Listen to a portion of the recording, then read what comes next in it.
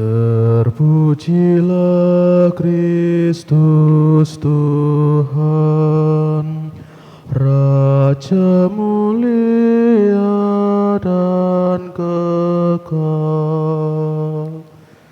Terpujilah Kristus Tuhan, Raja mulia dan kekal. Akulah terang dunia, sabda Tuhan. Barang siapa mengikuti aku, ia akan mempunyai terang hidup. Terpujilah Kristus Tuhan, Raja mulia dan kekal. Tuhan bersamamu. Dan bersama rohmu. Inilah Injil suci menurut Matius. Dimuliakanlah Tuhan.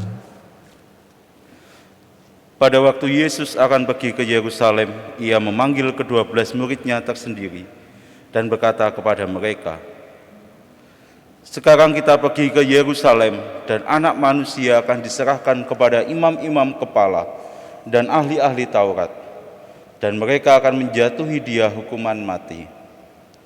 Mereka akan menyerahkan dia kepada bangsa-bangsa yang tidak mengenal Allah, supaya ia diolok-olok, disesah dan disalibkan. Tetapi pada hari ketiga ia dibangkitkan." Maka datanglah ibu anak-anak Zebedeus beserta anak-anaknya kepada Yesus, lalu sujud di hadapannya untuk meminta sesuatu kepadanya. Kata Yesus, "Apa yang kau kehendaki?" Jawab ibu itu, "Berilah perintah supaya kedua anakku ini kelak boleh duduk di dalam kerajaanmu, yang seorang di sebelah kananmu dan seorang lagi di sebelah kirimu."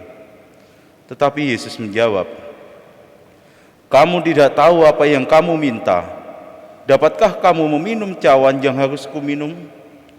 Kata mereka kepadanya, "Kami dapat." Yesus berkata kepada mereka, "Cawanku memang akan kamu minum, tetapi hal duduk di sebelah kananku atau di sebelah kiriku, aku tidak berhak memberikannya.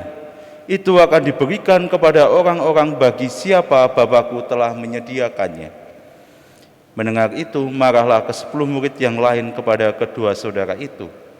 Tapi Yesus memanggil mereka lalu berkata, "Kamu tahu bahwa pemerintah bangsa-bangsa memerintah rakyatnya dengan tangan besi, dan pembesar-pembesar menjalankan kuasanya dengan keras atas mereka. Tidaklah demikian di antara kamu. Barang siapa ingin menjadi besar di antara kamu, hendaklah ia menjadi pelayanmu. Dan barang siapa ingin menjadi terkemuka di antara kamu, hendaklah ia menjadi hambamu. Sama seperti Anak Manusia, ia datang bukan untuk dilayani, melainkan untuk melayani dan untuk memberikan nyawanya menjadi tebusan bagi banyak orang." Demikianlah sabda Tuhan. Terpujilah Kristus.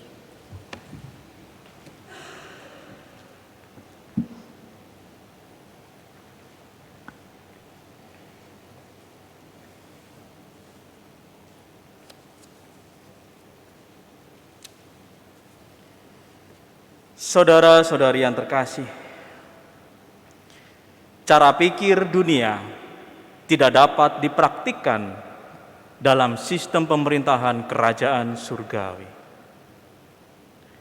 Apabila seseorang di dunia ini bisa menjadi orang yang besar atau terkemuka oleh karena kedekatan dengan seorang pembesar, dengan pimpinannya, dan itu berhasil, tetapi belum tentu untuk sistem pemerintahan dari kerajaan surga.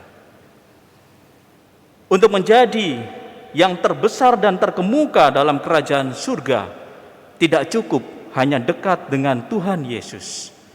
Namun manusia mesti unggul dalam kualitasnya sebagai seorang pribadi manusia yakni unggul dalam kerendahan hati. Inilah pesan yang disampaikan oleh Yesus kepada ibu dan anak-anak Zebedeus yang meminta untuk menjadi orang di sebelah kiri dan juga di sebelah kanan. Di dalam Injil ini Yesus berpesan bahwa tidak cukup hanya dekat dengan dirinya yang adalah Tuhan, tetapi juga harus dia unggul di dalam rendah hati.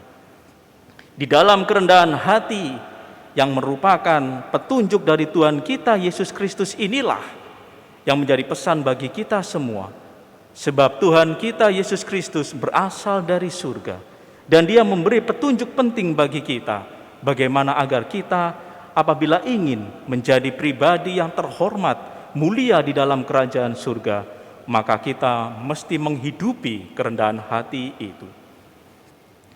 Tidak cukup hanya dekat dengan Yesus, tidak cukup hanya dekat dengan Allah, sebab ada pula orang-orang yang rajin berdoa, rajin pergi ke tempat ibadat, rajin untuk senantiasa berdevosi dan juga menyebut nama Tuhan, Tuhan berkali-kali, tetapi hatinya jauh dari Tuhan. Mereka terjebak dalam keinginan untuk menjadi orang yang paling suci. Banyak itu terjadi dan disebutkan di dalam Injil pula bagaimana orang-orang Farisi dan ahli-ahli Taurat jatuh dalam jebakan merasa diri paling suci. Maka dari itulah, apabila kita ingin menjadi pribadi yang terkemuka di hadapan Allah, tiada lain bahwa kita mesti unggul dalam sikap kerendahan hati. Dan nyatalah bahwa kita semua apabila ingin menjadi pribadi yang rendah hati itu, kita juga perlu memperjuangkannya. Tidak cukup dengan cara yang instan, bahwa meminum cawan Tuhan berarti kita mau pula untuk memperjuangkan sikap kerendahan hati itu dengan perjuangan yang penuh dan dengan rasa gigih, bahwa kita semua perlu untuk mempertahankan sikap itu sampai akhir hidup. Seperti Tuhan kita Yesus Kristus yang merendahkan dirinya bahkan sampai wafat di salib. Dengan demikian, sikap kerendahan hati itu perlu kita perjuangan sampai titik habis darah kita. Dengan demikian, kita pun boleh menjadi pribadi yang senantiasa mendapat tepuk tangan dari para kudus dan para malaikat, sebab kita mampu mempertahankan kerendahan hati kita, bukan dengan cara yang instan, melainkan dengan perjuangan kita sampai akhir, bahwa kita menjadi pribadi yang berkualitas seturut sistem pemerintahan kerajaan Allah, bahwa kita menghidupi kerendahan hati yang menjadi kunci bahwa kita bisa boleh hidup bersama Bapa di surga.